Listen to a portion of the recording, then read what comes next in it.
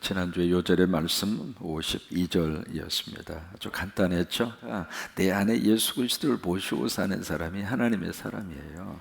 그래서 하나님께서 모세를 선택하셔서 하나님의 사람으로, 그 이야기는 우리가 이 땅에 살고 있지만은 하늘에 꿈을 두고 사는 사람, 하늘에 소망을 가지고 사는 사람, 하늘을 품고 사는 사람, 그 사람이 하나님의 사람이에요.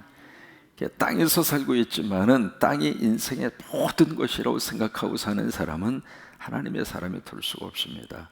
이 땅에서 살고 있지만은 늘 하늘의 영원한 세계를 그리워하고 하늘의 천국을 마음속에 품고 살고 있는 사람, 오늘 하루를 살면서도 이 땅에서 어떻게 살까 물론 고민이 됩니다. 그 고민과 더불어서 내 영원한 세계를 가슴속에 사모하고 그리워하고 사는 사람, 그 사람이 하나님의 사람. 모세는 120세를 살았습니다. 굉장히 오래 살았습니다. 그의 삶은 세토막으로 톡 이렇게 구별을 해서 우리가 볼 수 있는데, 그의 40년은 바로의 궁궐에서 말 그대로 권력의 최고층에서 최고 호화스럽게 이 세상의 모든 것을 다 누려볼 수 있는 최고의 그 자리에서, 삶의 최고의 정상에서 인생 40년을 살게 되죠. 그리고 40년은 광야에서 양을 치는 목동으로 그렇게 40년을 살고요. 그 다음에 40년은 하나님의 부르심을 받아서 자기 백성과 더불어서 민족의 지도자로 40년의 인생을 삽니다. 그러니까 120수를 살았다고 하는 이야기는 건강했다고, 장수의 복을 받았다고 말이에요. 여러분, 새벽 기도하면 장수의 복을 받아요. 연대 세브란스 병원에서 쭉 리서치를 한 데이터 자료를 보니까 예수 믿는 사람이 믿지 않는 사람보다 오래 살까? 평균 약 한 8년에서 10년 오래 삽니다. 평균치가, 예수 믿는 사람이. 그 이유 중에 하나가 참, 첫째가 새벽 기도하니까 첫째. 이 새벽 기도하면은 오래 삽니다. 옆에 있는 분에게 축복하세요. 오래 사시게 될 것입니다. 새벽부터 이렇게 움직이는 사람이 있잖아요. 새벽부터 막 활동하는 사람이 오래 살아요. 제 이야기가 아닙니다. 세브란스 병원에서 데이터 자료예요. 그 다음에 두 번째, 예수 믿는 사람은 어쨌든 웃고 산대요. 교회라도 오면 어거지라도 한 번은 웃거든요. 근데 예수 안 믿는 사람은 그냥 텔레비 좀 보면서 열받고, 요즘 같은 때는 텔레비 아예 끄는 게 속 편하고 좋을 것 같아요. 저 인간 나오는 것도 열받치고, 이 여의 니은 나오는 것도 열받치고, 그냥 속 터져.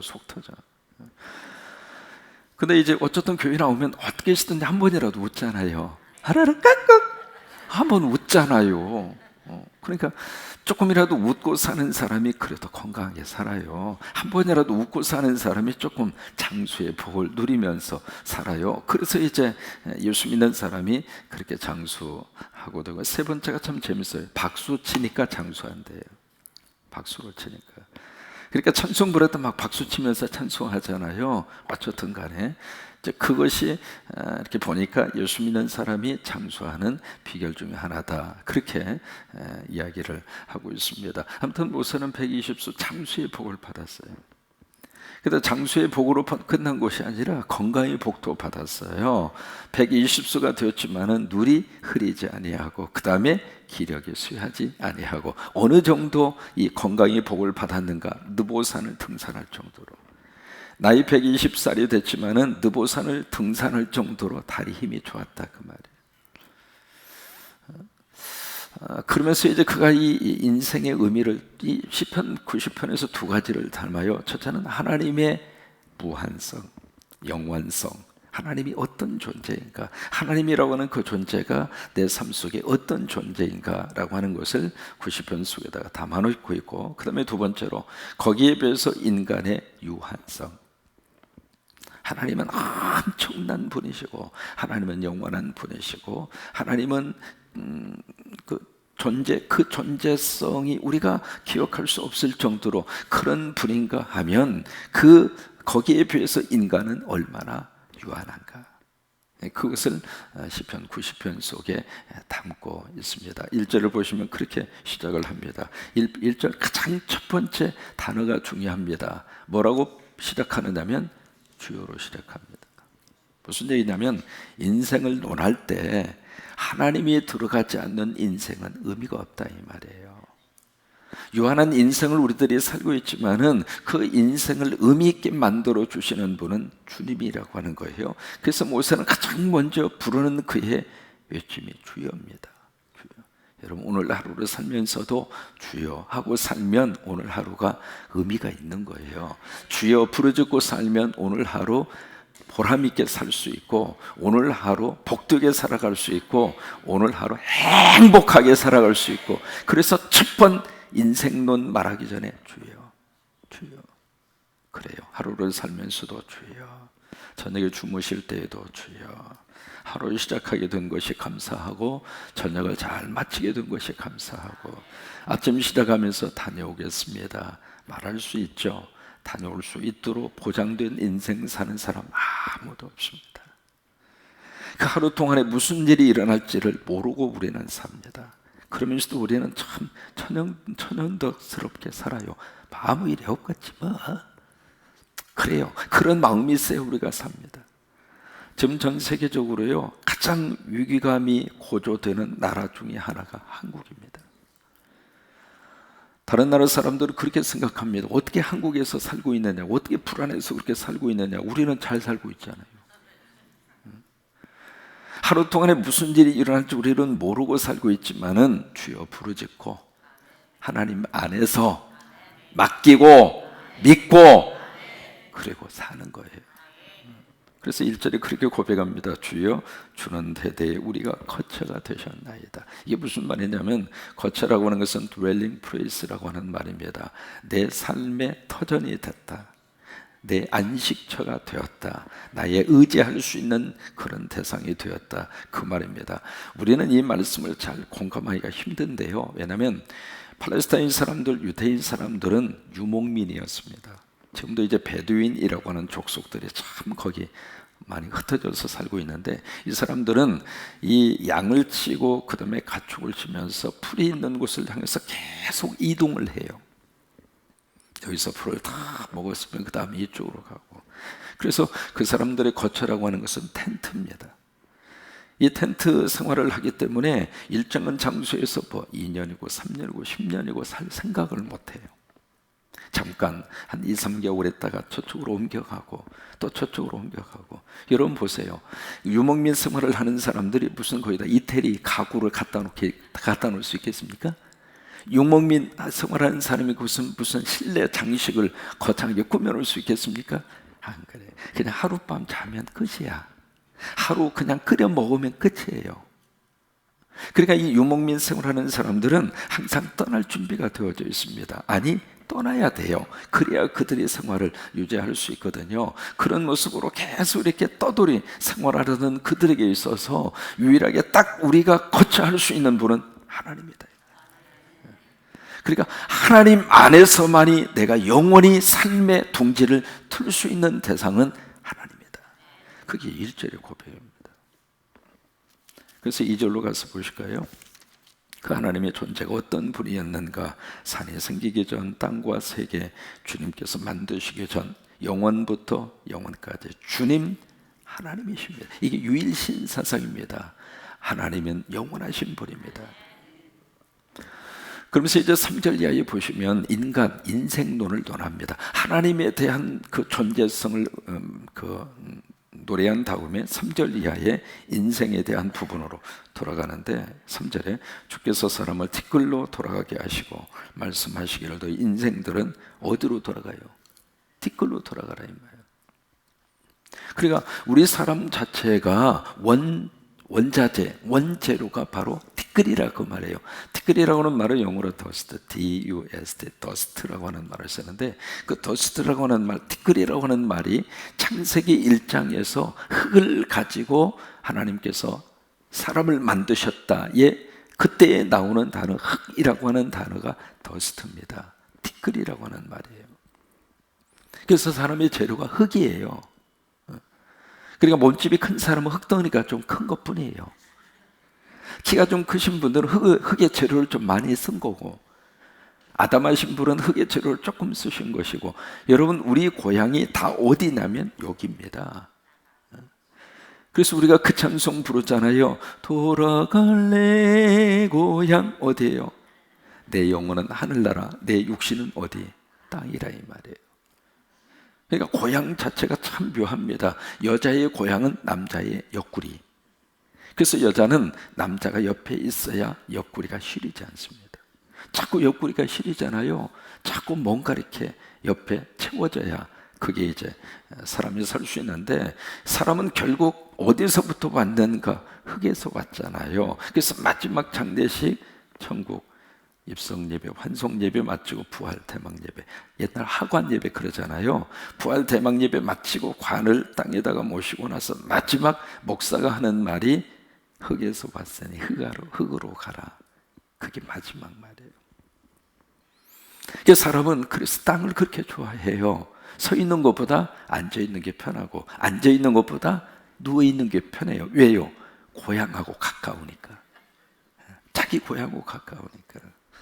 이게 인생이라 이 말이에요. 우리가 뭐 대단한 것처럼 생각합니다만은, 이렇게 보면은요, 어떤 돈이 있고 권력이 있고 그런 사람 대단하다 그렇게 생각할지 모르지만 별거 없어요. 그 사람이나 나나 다 밥 먹고 살고, 그 사람이나 나나 밥 먹으면 미안해요, 가서 싸야 되고, 그 사수도 막혀서 안 나오면 골치 아프고, 인생 다 똑같아요. 별거 없어요. 그러니까 부러워할 필요가 없습니다. 아셨죠? 그래서 있는 사람 있는 대로 살고 없는 사람 없는 대로 산다. 야야야, 그래요. 그렇게 사는 거예요. 대단한 거 없습니다. 3절 말씀에 너희 인생들아 무엇이냐? 너희 인생들은 돌아갈 뿐이다. 흙에서 왔으니 흙으로 돌아갈 뿐이다. 그러니까 교만할 필요도 없고요, 그렇다고 낙심할 필요도 없고요. 어차피 이 세상 삶의 여정을 하나님이 주신 생명수, 그거 살다 가는 거예요. 다만 그 인생을 사는 가운데 정말 우리 안에 그리스도가 있느냐, 정말 우리 입술을 통해서 주여를 부르면서 살고 있느냐, 이게 더 의미가 있는 거죠. 4절을 보실까요? 주의 목자는 천년이 지나간 어제 같으며 밤에 한순간 같을 뿐이다. 이 인생이라고 하는 거예요. 인생은 무엇인가? 한 경점이라. 옛날 번역은 경점이라 그렇게 번역했잖아요. 한 순간이란 말이에요. 순간. 지나놓고 나니까 70년, 80년, 90년 어제처럼 쑥 지나가 버려요. 젊은 시절에는 왜 이렇게 시간이 안 가는가? 그런 생각할 때가 한순간 있었잖아요. 청소년 관람 불가, 그 편만 볼 때마다 난 얼마나 커서 저기로 쏙 들어갈까? 들어가 보니까 별거 있어요? 별거 없잖아요. 어느 정도 나이를 딱 들어서요, 나이의 한순간이 딱 지나가는 순간부터는 그때 느끼는 거 있잖아요. 50대는 50km로 달리고, 60대는 60km로 달리고, 70대는 70km 달리고. 무슨 몇 시계가 달라요? 똑같은 시계인데 왜 그래요? 인생에 대한 느낌이 다르더라 이 말이에요. 그러니까 여기 한 경점 같을 뿐입니다. 한순간과 같습니다. 그 이야기예요. 그러니까 하나님, 영원하신 하나님의 존재 앞에 인간의 70년, 80년, 90년은 별거 아니다 이 말이에요. 이 경점을 그렇게 성경에서는 표현합니다. 눈 깜빡할 사이. 여러분 눈 한번 깜빡해 보세요. 얼마 걸리셨어요? 그렇다 이 말이에요. 5절, 주께서 그들을 홍수처럼 쓸어 가시나이다. 그들은 잠깐 자는 것 같으며. 그러니까 인생은 꿈과 같아 이 말이에요. 한바탕 꿈을 깨고 나서 딱 깨는 순간 벌써 깼네? 인생이 그렇다는 거예요. 그 다음에 5절 끝부분에 보시면 아침에 돋는 풀 같으니이다. 인생은 풀과 같다 이 말이에요. 이것이 인생의 4가지 패턴입니다. 첫째로 인생은 뒷골로 간다. 두 번째, 인생은 한 경점과 같다. 세 번째, 인생은 꿈과 같다. 네 번째, 인생은 풀과 같다. 이 팔레스타인이라는 나라는 사막성 기후입니다. 그래서 비가 잘 오지 않거든요. 그래서 이 사막성 기후의 특징이 있습니다. 아침에 이슬이 흠뻑히 내려요. 그래서 그 이슬을 먹고 식물들이 이렇게 생명의 움을 틔우게 되는데, 그 생명의 움이 이렇게 나온다 하더라도 뜨거운 이 태양의 빛이 팍 이렇게 내려치면 참 묘해요. 한두 시간 되면 다 시들어 버려요. 시들어. 삶이 그렇다고 하는 거예요. 금방 태어난 아이 여러분 보세요. 그의 눈동자 보면, 아이들의 눈동자 보면 그렇게 눈이 맑을 수가 없어요. 여러분 그렇잖아요. 손주들이나 여러분 아이들 보세요. 참 눈이 그렇게 해맑아요. 그 눈 속에 모든 것을 다 퐁당 집어넣어도 다 이렇게 품을 수 있을 정도로 눈도 크고 눈도 해맑고. 근데 우리 눈을 보세요. 세월 인생을 살면서 우리 눈 자체가 이제 흐릿흐릿한 거예요. 맑은 눈동자가 없어져 버렸어요. 이게 왜? 세상 사느라고 고달픈 거예요. 보아서는 안 되는 거 많이 보다가 보니까 피곤하고, 안 보았으면 차라리 좋았을 뻔했다 싶은 내용들이 너무 많잖아요. 근데 그것도 보게 되고, 그리고 이것도 보게 되고, 그러다 보니까 눈이 점점 이상한 모습으로 그렇게 돼요. 원래 눈이 아닙니다. 이 눈이. 눈만 그렇습니까? 우리 피부 말이죠. 얼마나 통통하고 톡 하면 터질 것 같은 너무 아름다운, 너무 좋은 피부. 근데 지금 거울 앞에 보면 할아버지가 왔다 갔다 해. 처음에는 꿈을 가지고 시작했던 인생이 20대, 30대 지나서 40대 지나면서 현실 감각에 부딪혀오고 50대, 60대 그러면서 인생이 이런 것이구나. 이제 그것을 느끼게 되는데, 그 속에서 정말 삶을 의미 있게 만들 수 있는 것은 믿음이라고 하는 거예요. 댄스 교습소에 강사로 일을 하던 청년이 있었어요. 그래서 막 댄스를 가르치는 강사로 그렇게 일을 하고 있었는데, 라디오를 틀어놓고 막 댄스 강습을 시키다가 라디오에서 들려오는 말 한마디가 이 젊은 친구의 마음속에 박혔어요. 사람은 참 묘합니다. 내 가슴 속에 박히는 그 말 한마디가 내 인생을 흔들거든요. 근데 그 말이 딱 박혔는데 무슨 말이냐면, 당신은 당신의 영혼을 어디에서 보내시겠습니까? 그 말이 그 젊은이의 마음속에 꽂혔어요. 그때부터 자꾸 생각하는 거예요. 내가 내 영혼을 어디서 보낼까? 천국에서 보낼까? 지옥에서 보낼까? 이게 심각한 질문입니다. 막 이렇게 고민을 하다가 거기서 이제 결심한 바가 있어서 이분이 댄스 선생님 저기를 그만두고 신학을 하고 목사가 돼요. 그래서 그분이 텍사스에서 목회를 하시는데, 그분이 이제 제임스 케네디라고 하는 분이에요. 그분이 뭘 만들었냐면 전도 폭발이라고 하는 프로그램. 한국 교회 안에 굉장히 많이 들어와서 전도 폭발 운동을 했잖아요. 근데 그 전도 폭발 운동하는 그 교재의 첫 번 그 질문이 바로 그거예요. 당신은 당신의 영혼을 어디서 보내실 것입니까? 그래서 이제 조금 더 현실적으로 질문을 바꿨거든요. 당신이 오늘 밤 돌아가신다면 당신은 어디로 가시겠습니까? 그예요. 오늘 밤 아니에요. 조금 더 구체적으로 당신이 지금 죽는다면 당신은 어디로 가시겠습니까? 이게 그 첫 번째 질문입니다. 이 시간에 한번 여쭤볼까요? 사람이 말이죠, 참 묘해요. 현실과 사실을 사실대로 지적을 하면 고맙다고 하는 사람보다도 기분 나쁘게 생각하는 사람이 훨씬 더 많습니다. 그러니까 좋은 쪽으로 사실을 사실로 지적받으면 기분이 좋지만, 그렇지 않는 쪽으로 사실을 사실대로 지적을 받으면 감정적으로는 그것을 거부할 수는 없지만 감정적으로는 아주 기분 나빠요. 여러분 예쁜 사람 보고 예뻐요. 그러면 참 그 사실을 사실대로 지적하면 좋아하거든요. 근데 뚱뚱한 사람 보고 아이 뚱뚱해요. 사실은 사실이거든요. 근데 기분 나쁘다고요. 똑같은 원리예요. 여러분 우리가 죽어야 안 죽어요? 죽잖아요. 근데 딱 붙잡고 당신 언제가 죽을 거예요. 그러면 아이고 고마워요. 내 모르고 살았는데 오늘 이렇게 가르쳐 주셔서 감사해요. 그런 반응이 나옵니까? 아니면 새벽부터 말이야 사람 기분 나쁘게 말이야 어느 반응이 더 많이 나올까요? 사람이 그런 거예요. 근데 감정이 상한다 하더라도 우리가 들어야 할 말이 있습니다. 우리는 죽습니다. 이것을 종종 들어야 돼요. 그래야 사람이 오늘 하루를 의미 있게 살아요. 안 죽는다고 생각하니까 별짓을 다 하는 거예요. 안 죽는다고 생각하니까 그냥 가슴 속에 한 맺힌 거 평생 품고 용서하기도 싫고. 왜? 안 죽으니까. 사랑이 풀고 살면 얼마든지 편하게 살 수 있는데. 언젠가 TV CF 광고가 참 인상적인 광고.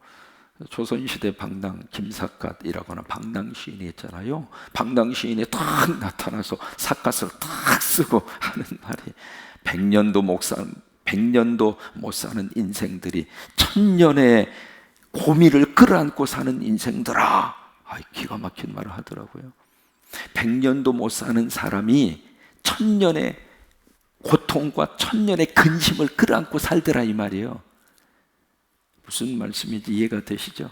아주 인상적인 말을 김삿갓이 하더라고요. 그래요. 별거 없어요. 오늘 하루 주님 은혜 가운데 살았으면 감사한 거고, 내일도 마찬가지고요. 제 글을 봤는데요. 사람이 이제 나이 들어가는 것을 쭉 이렇게 10년 단위로 그렇게 해놓은 거예요. 뭐냐면 나이를 먹는다고 하는 것이 과연 어떤 의미가 있는가, 그걸 10년 단위로 이렇게 정리를 해놓은 글입니다. 1세, 1살 때 누구나 비슷하게 생긴 나이. 그 다음에 11살 때 할머니에게 살아가는 즐거움을 선물하는 나이. 21살 때 사과 같은 얼굴을 만들기 위해 변장하는 나이. 31살, 아직도 29살이라고 우기는 나이. 41살, 가끔은 주책바가지 짓을 해서 남을 웃기는 나이. 51살, 약한 자의 슬픔을 돌아보는 나이. 61살, 절대로 가까이에서 사진을 찍으면 안 되는 나이. 제 앞에서 절대로 가까이에서 사진 찍자고 하지 말라 그 말이에요. 71살, 전설을 쓰기 시작하는 나이. 81세, 이 자식이 네 집 자식인지 잘 모르는 나이. 91세, 나이 자체가 작품이 되는 나이. 100세, 인생의 과제를 다하고 그냥 노는 나이. 이게 인생이라고 하는 거예요. 그래요. 누구나 다 나이는 먹어갑니다. 특히 지금 이제 11월 달, 이제 낙엽이 우수수 떨어지는 이 계절, 때로는 찬바람이 내 몸속에 쏙 하고 들어오는 이 계절, 이 계절의 변화 속에서는 더 우리가 인생의 의미를, 나이 들어가는 것에 대한 의미를 다시 한번 느끼게 하는 계절인데, 또 거의 다 되고 우리가 부르는 찬송가가 지금 부르는 찬송이 지금 여기하고 맞는 찬송을 지금 부르게 되어져 있는데, 그래서 시편 90편 내일 한 번 더 하려고 합니다. 내일 새벽 한 번만 더 오세요. 자, 요절 말씀 4절입니다. 요절 4절 시작. 주의 목전에는 1000년이 지나간 어제 같으며 밤에 한순간 같을 뿐임이니이다. 다시 한 번만. 주의 목전에는 1000년이 지나간 어제 같으며 밤에 한순간 같을 뿐입니다. 아멘.